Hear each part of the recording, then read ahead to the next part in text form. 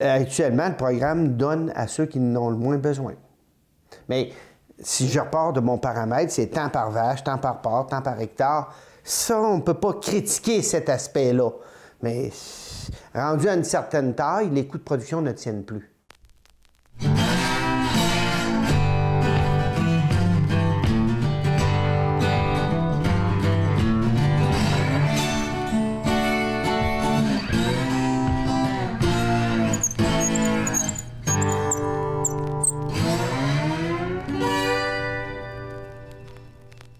Aujourd'hui, nous poursuivons l'analyse des revendications des agriculteurs. Et pour bien vous l'expliquer, nous allons tout de suite rejoindre le professeur Bouchard. Aujourd'hui, nous parlons du deuxième pilier de l'agriculture, qui est l'argent. L'agriculture exige beaucoup d'investissements. Le soutien financier à l'agriculture prend la forme de différents crédits agricoles et aussi beaucoup des assurances agricoles, dont la principale, l'ASRA, l'assurance pour la sécurité du revenu agricole, créée en 1978. Et en 2000, le gouvernement a créé la financière agricole, qui est une sorte de banque de l'agriculture, gérée conjointement par le gouvernement et par l'UPA.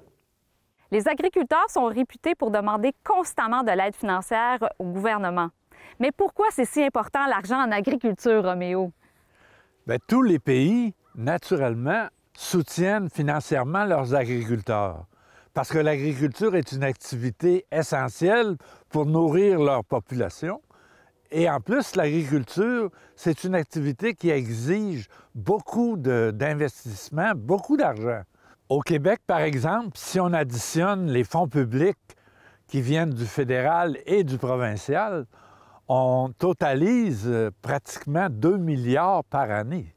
C'est une société d'État gérée conjointement par l'État et l'UPA, la financière agricole, est dotée d'un budget d'environ 600 millions par année, qui est chargé d'administrer la plupart des programmes de soutien financier aux agriculteurs, comme le crédit agricole, l'aide à la relève, à l'investissement, les assurances agricoles, dont la principale, l'ASRA, comme on l'appelle, l'assurance stabilisation du revenu agricole, créée en 1975 et qui est payée aux 2/3 par l'État.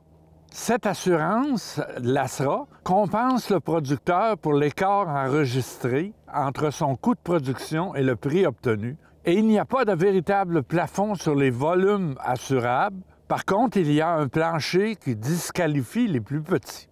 L'ASRA a versé près de 200 millions par année ces dernières années et 70 % de ces prestations sont allées aux producteurs de porc. Gervais Daris, maire de Saint-André, a travaillé une grande partie de sa vie à la financière agricole. Ce qu'on peut dire, c'est que tu sois gros producteur ou petit producteur, tu vas avoir le même montant par unité de production. Est-ce que c'est correct? Est-ce que c'est adéquat? Je ne le sais pas. Mais dans la réalité, ce qu'on s'aperçoit, c'est que 60, 70, plus que ça, 80 % des montants vont à des grosses entreprises, OK? Puis qui sont en lien avec, ils peuvent contrôler certains coûts. Pendant plusieurs années... Les intégrateurs, quoi. Les intégrateurs, oui, c'est ça. Contrôlent les coûts. Puis des intégrateurs qui sont pas loin, si on va dans le port, là, des abattoirs.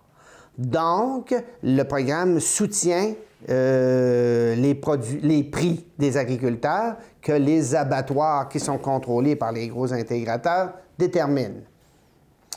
En tout cas, je vous dis, je suis inconfortable. C'était à l'époque un très bon programme parce qu'il y avait des maximums qui s'appliquaient, mais à un moment donné, au début des années 90, on a fait sauter tous les maximums, c'est-à-dire, je donne un exemple, quand je dis les maximums, je sais pas moi, qu'est-ce que c'était dans le port, mais quand on parlait de 150 vaches de boucherie dans les années 90, bien, au-delà de ça, tu n'avais plus d'assurance de stabilisation. Plafond. Il y avait des plafonds qui étaient mis dans toutes les productions. C'est une décision politique qui a été prise par un parti politique qui l'a imposé à la Régie des assurances agricoles à l'époque. C'était pas, je pense pas, une recommandation de la Régie. Mais bon, pour toutes sortes de raisons, dans les régions où on produit beaucoup de maïs et de porc, c'était important. Puis, quand on dit produire du maïs et du porc, c'est que quand j'ai une porcherie et j'ai des superficies de maïs, je mange aux 2 râteliers. C'est-à-dire que le prix du grain est stabilisé, puis le prix du porc ensuite. Puis ça se peut que j'ai aussi l'abattoir après. Voilà. Voilà comment on fait de l'économie au Québec, de l'économie agricole. Mais je suis inconfortable avec ces modèles-là, mais voilà. Ce que je vous ai livré sur l'ASRA, là, c'est la perception que plusieurs employés de la financière avaient. Mais c'est ça, le programme, il est là, puis ça prendrait une grosse volonté politique pour remettre les plafonds. Puis il y avait des raisons quand ils ont mis les plafonds. Mais je pense que c'était plus des raisons économiques pour avantager un groupe. Puis le politique a suivi. C'est eux autres qui l'ont imposé. Il n'y avait pas de besoin, là. Quand on parle de grosses entreprises, ils n'ont des économies d'échelle. Ils n'ont pas besoin nécessairement. Rendu à une certaine taille, les coûts de production ne tiennent plus. C'est rendu à une certaine taille, à des grosses tailles. Les coûts de production sont établis sur les fermes qu'on dit moyennes, mais il y a des trucs pour jouer là. Bon, voilà. Il y a des trucs qui étaient utilisés, disons, sciemment par des producteurs. Si tu n'es pas efficace, tu vas essayer de figurer dans les coûts de production pour démontrer comment ça coûte cher à produire. OK? Et puis après ça, les producteurs très efficaces vont s'en inspirer. Des secteurs complètement différents en agriculture. Le porc, les œufs, le lait, c'est un monde, OK? Les autres, après. Puis les autres, là, souvent, dans le bovin de boucherie, puis c'est pas plus payant qu'il faut, quand ils veulent avoir de l'aide, ils ont droit aux mêmes aides paramétriques. Je prends, par exemple, le remboursement de taxes agricoles. Remboursement de taxes agricoles, tu sois producteur laitier, producteur de porc, puis producteur de porc, ça ne change pas sa vie bien, hein? Mais pour le producteur de moutons, c'est très important, les remboursements de taxes foncières. Oui, c'est les mêmes normes pour tout le monde, mais ce n'est pas tout le monde qui a le même besoin. Parce qu'il y a des productions qui sont émergentes, il y a des productions qui sont peu rentables, puis qui en mériteraient bien davantage. Je ne parle pas de donner plus que 100 % de crédit de taxe, mais il devrait y avoir d'autres aides pour les aider. Vous avez commencé à nous parler en disant que, en grossissant, l'agriculture était comme en train de perdre son âme. Oui. Comment est-ce qu'elle pourrait la retrouver? Bien, tantôt, on parlait des plafonds de production. Me semble que quand tu dépasses une certaine superficie en culture, une certaine taille dans les troupeaux, tu ne devrais plus avoir les programmes universels de l'État. Les programmes de crédit de taxes foncières, les programmes de subventions, les rabais d'intérêt, les subventions à l'établissement,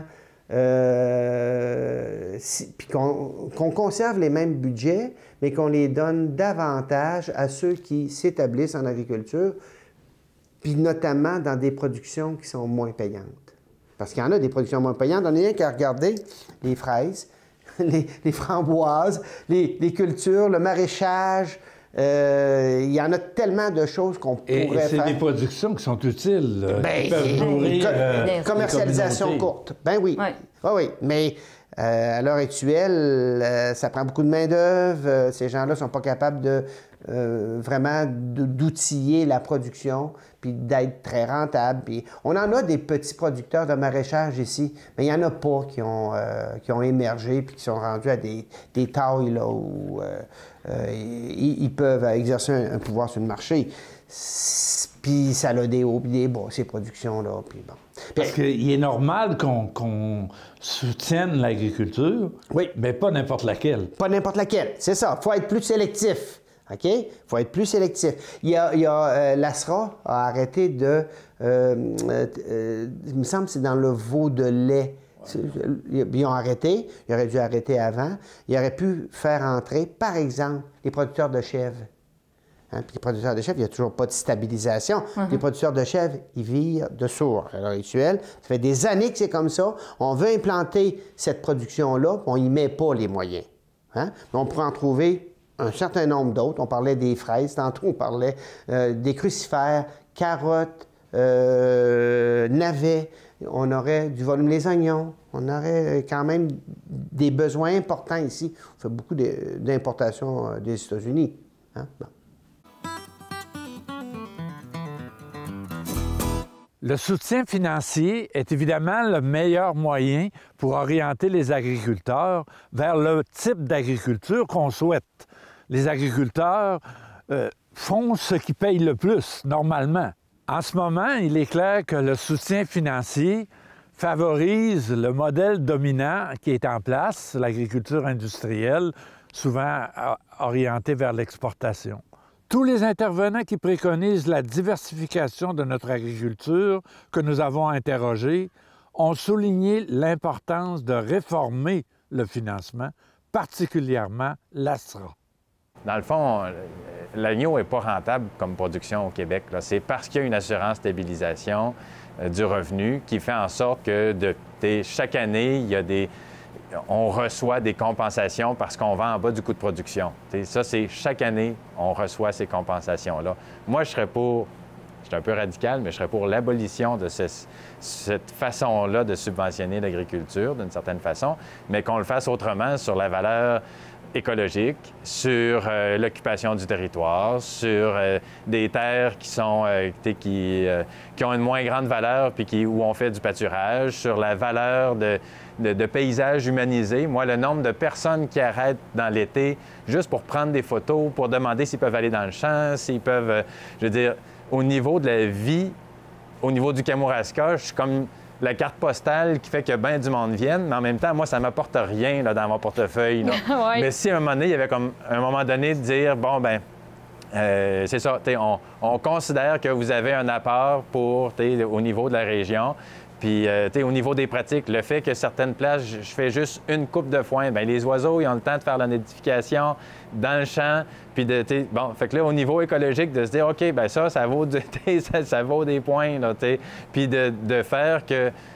parce que là, actuellement, on est compensé sur le nombre de kilos d'agneaux produits. Puis, ce qui est ridicule un peu, c'est que quand on évalue la productivité de la ferme en termes de kilos produits, bien, moi, mon agneau au pâturage, là, au lieu de faire 22-23 kilos carcasse, il en fait 14. Fait que c'est sûr que je fais moins de kilos. Sauf que, je veux dire, à un moment donné, la qualité, c'est un produit, selon moi, de plus grande qualité. Arrivez-vous à profiter de certains programmes gouvernementaux pour ces investissements-là? Parce que ces derniers temps, il y a eu quand même... Le MAPAC a débloqué des assez gros montants d'investissement pour augmenter la productivité des fermes, etc. Oui, c'est ça, mais c'est plus pour les fermes un peu plus grosses. Là. Nous autres, c'est comme une micro-production. Fait que là, on est encore un peu considéré comme de l'artisanat, pas vraiment de la production agricole à la limite. Fait que là, c'est quand même... puis aussi, c'est contraignant un peu là, les aides qu'ils peuvent offrir. Là. Fait que nous autres, on veut rester quand même libre là, de faire ce qu'on veut, puis la quantité qu'on veut, puis tout ça. Fait que là, on n'a pas vraiment là, accès à d'aide là, pour la ferme. Que nous, quand on a démarré, on n'était même pas éligible à l'assurance récolte. Là. Si on ne pouvait pas cocher qu'on faisait minimum 1 hectare d'une affaire, une seule affaire, on ne rentrait pas dans la case. Là. Puis, il y a 4-5 ans, ils l'ont modifié pour qu'il y ait une possibilité d'être en production diversifiée puis être éligible. Fait que ça, quand même, moi, je vois ça comme un effort de soutenir les productions comme la nôtre, tu sais. Mais est-ce que c'est une goutte d'eau dans l'océan? Là, je sais pas, là, c'est ça. Ce que je vois il y a 15 ans passé, ce que je vois là, on est passé à vitesse grand V, puis ça nous prend encore plus de techniques de production adaptées, puis c'est plus de subventions puis de programmes, dans le fond, pour aider toutes ces micro-productions-là à être performante, justement, puis à continuer d'exister. Ouais. L'ASRA, comme vous le dites, Assurance des revenus agricoles, c'est que depuis plusieurs années, ça a évolué. Ils ont changé les règles. Comme à titre d'exemple, là, par exemple, un fermier qui a d'autres revenus sur sa ferme, bien, ces revenus-là sont comptés, puis ils viennent diminuer le support qu'il va avoir si le prix du marché est plus bas. Ça fait que c'est sûr que au fil des années, là, c'est la financière agricole a revisé les modèles de coûts de production, a altéré le support au fil des ans, de sorte que nous, avec la transition qu'on faisait, on n'y retrouvait plus notre compte dans le sens de dire, bon, OK, on est en transition biologique et Certified Humane, on fait un modèle différent. Nous, ce qu'on aurait eu besoin comme support ou de support adapté là, au développement de niche, ça aurait été justement la transition qui est très difficile. On aurait besoin que les éleveurs qui font des investissements importants, qui transitent d'une agriculture de commodité vers ça, soient accompagnés et soient supportés au lieu de supporter un prix de marché dans lequel on n'a plus aucune référence puis qui n'existe pas dans l'environnement biologique et Certified Humane. Fait que comme on n'y retrouvait pas notre compte puis qu'on voyait que le support ne cessait de diminuer, bien, on a dit on n'a plus d'affaires dans ce modèle-là. C'est un peu la conclusion qu'on est arrivé, puis je pense que c'est un risque également, puis c'est le support à l'agriculture au Québec, en tout cas dans l'industrie du porc, ne cesse de diminuer, les règles augmentent. Puis c'est pour ça que c'est dans le fond un peu le constat qu'on a fait puis qui nous a amené vers une production différenciée là, qui dans le fond, qui répond davantage aux aspirations des consommateurs, mais qui répond aussi davantage à la réalité économique puis au support que nos gouvernements donnent à l'agriculture. Je dirais que c'est assez complexe, le dossier de la taxation municipale. Vous savez, il y a des valeurs. Hein? On le sait qu'aujourd'hui, une entreprise agricole, là, c'est pas une petite entreprise. Dans bien des cas, là, ça vaut 4, 5, 6, 7 millions de dollars. Si on diminue, en guillemets, la charge foncière de l'entreprise qui vaut 6-7 millions, puis qu'à terme va se vendre 6-7 millions, bien, il y a quelqu'un d'autre qui va casquer. Là. Donc, celui-là qui casque, c'est le voisin. C'est le propriétaire dans le périmètre urbain, c'est quelqu'un d'autre. Parce qu'il y a des vases communicants. Hein. S'il y a quelqu'un qui ne ramasse pas une partie de la facture sur l'impôt foncier que normalement il devrait ramasser, bien, il y a quelqu'un d'autre qui va casquer. Fait que, tu sais, à l'époque, j'avais peut-être 25-30 producteurs agricoles chez nous. Aujourd'hui, j'en ai peut-être une douzaine, 10-12. Donc, mais les parcelles de terrain qui étaient utilisées par les 26 à 30, ils sont utilisés aujourd'hui par les 10 à 12. Là. Donc, il y a une valeur foncière, puis on le sait que la valeur augmente. Nos prix de la terre à Saint-Cyprien ne sont pas les mêmes qu'à Saint-Arsène puis à l'Île-Verte, puis c'est assurément pas les mêmes qu'à proximité de Montréal, à Saint-Hyacinthe. J'aurais un peu de difficulté à penser que pour soulager les entreprises agricoles, qu'on va en impacter d'autres.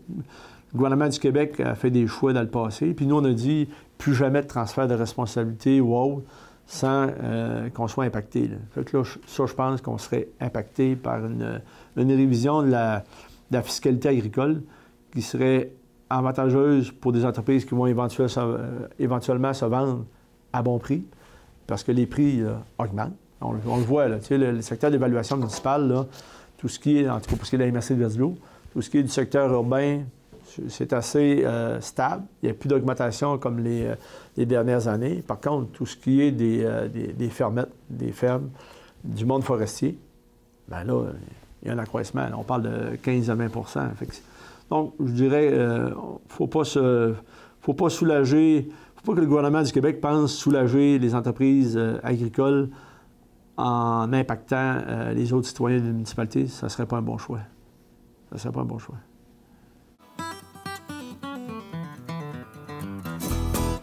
Le rapport Pronovo recommandait de remplacer l'ASRA par un soutien universel, éco-conditionnel et décroissant selon le revenu de la ferme et par des assurances autogérées à contribution partagée. Dans votre rapport sur le financement de l'agriculture, vous proposez quelque chose d'assez important qui était l'abolition de l'ASRA, c'est-à-dire de l'assurance stabilisation des revenus agricoles, qui est le principal programme de compensation pour certains groupes de producteurs, pas tous, pas ceux qui sont sous la gestion de l'offre. Et cette compensation-là, dans l'ASRA, se fait en fonction des volumes de production, au départ, sans véritable plafond, de sorte que même les intégrateurs, par exemple, dans la production porcine, sont admissibles à l'ASRA. Vous proposez de remplacer ça par un soutien qui serait accordé à toutes les fermes, mais selon les revenus de la ferme, et puis plafonné à 150 000 $, donc qui limiterait beaucoup la compensation pour les plus gros. Et à ça s'ajoutaient des assurances autogérées en partage avec le gouvernement. S'ajoutait une aide spéciale pour des modes de production spéciales comme le bio ou les fermes localisées dans des régions plus éloignées, des fermes qui font de la multifonctionnalité, etc. C'était une grosse réforme. Et globalement, on peut dire que même s'il y a eu des petits aménagements, un petit plafonnement, certains programmes de multifonctionnalité, certains programmes pour le bio, foncièrement, on n'a pas suivi la recommandation. Qu'est-ce que vous en pensez maintenant? La trouvez-vous encore pertinente? Trouvez-vous que c'est un problème majeur?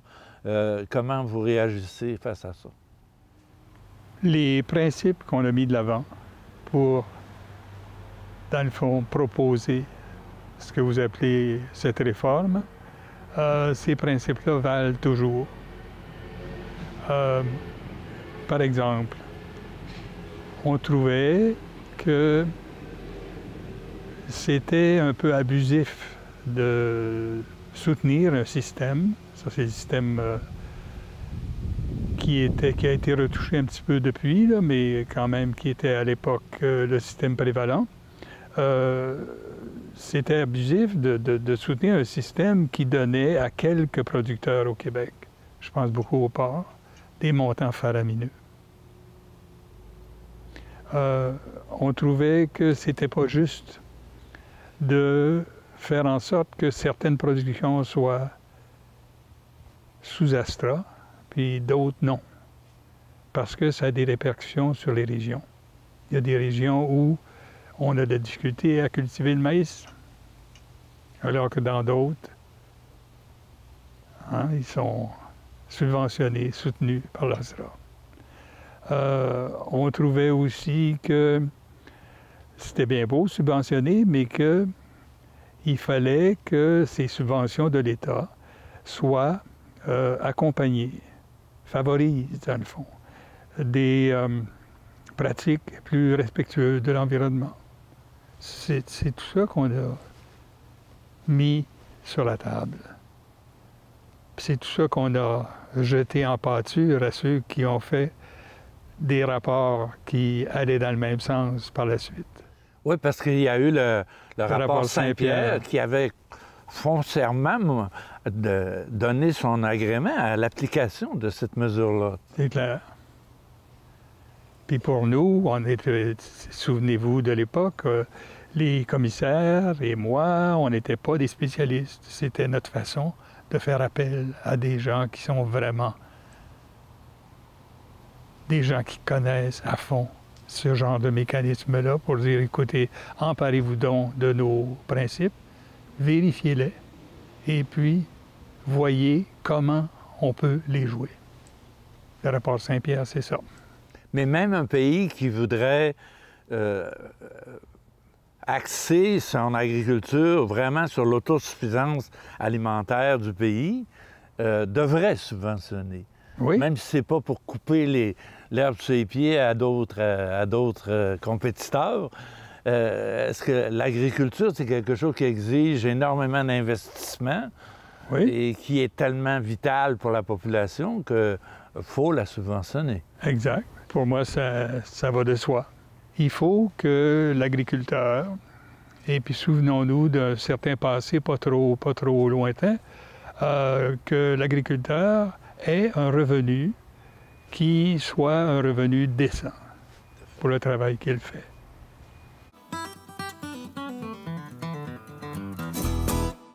Lors de notre rencontre, le ministre de l'Agriculture a manifesté la volonté d'accorder un soutien financier plus équitable aux nouvelles formes d'agriculture. Fait que quand vous parlez, mettons, au niveau du soutien de revenus, bon, une des premières choses que j'ai faites, décembre, janvier, j'ai dit, bon, j'aimerais ça avoir un suivi, l'avant Pronovo, l'après Pronovo, où on est rendu. Bien, on m'a donné tout ce suivi-là. Puis, tu sais, il y a eu un lancement d'une étude en 2013, l'étude est sortie en 2015, les modifications qui ont été faites, là, tu sais, au niveau de la création des programmes agri. J'ai pris ce dossier-là, puis j'ai dit, donnez-moi un état de situation. Puis après ça, voyons. Après ça, je le prends filière par filière ou je le prends grosse agriculture, moyenne agriculture, petite agriculture. Comment on est utile à une place, mais on est autant utile à une autre place? Comment on peut faire en sorte d'être utile puis d'être aidant partout? Fait que ça, c'est une chose. Fait que oui, j'ai parti quelque chose là-dessus. Mais le principe que Pronovo proposait est très simple. Il disait, à date, on compense ou on subventionne en fonction des volumes de production. Ouais. Il faut le faire en fonction, sans plafonnement, évidemment. Ouais. C'est ce qui est plus grave. Il faut faire en fonction des ventes. Il faut aller en fonction du revenu de la ferme. Ouais. Et plafonner cette aide-là et la rendre éco-conditionnelle, qu'elle soit plus grande, si les pratiques culturelles sont meilleures. Ouais. Alors, c'est quand même un grand bouleversement, là, un grand changement. Il y a quand même ma compréhension, là, c'est quand même, il y a quand même un travail significatif qui a été fait à ce niveau-là avec les créations des programmes agri. Puis le fait aussi que le programme ASRA est encore disponible, mais sur 14 productions, là, on pense qu'il en reste 11 ou il en reste 10. Il y en a peut-être d'autres qui vont migrer vers ce nouveau modèle-là. Puis ce modèle-là fait en sorte que la compensation de 0 à 50 000 est de X %, de 50 puis de 200 000 de revenus, c'est de X %. Et plus on monte en termes de revenus, bien, plus on vient diminuer la contribution. Puis aussi, c'est un système où les deux contribuent, si on veut, là. Fait qu'il y a certainement un bout de chemin qui a été fait là, à savoir si c'est l'idéal. On va le voir avec l'utilisation aussi, avec chacun des secteurs, puis chacun des types d'agriculture puis de production, pour voir après ça comment on peut ajuster ça. En somme, l'important, c'est de savoir quelle sorte d'agriculture nous voulons et à quel agriculteur doit aller l'argent logiquement. La semaine prochaine, de quoi qu'on va parler, Roméo? On va parler des défis de la mise en marché des produits agricoles.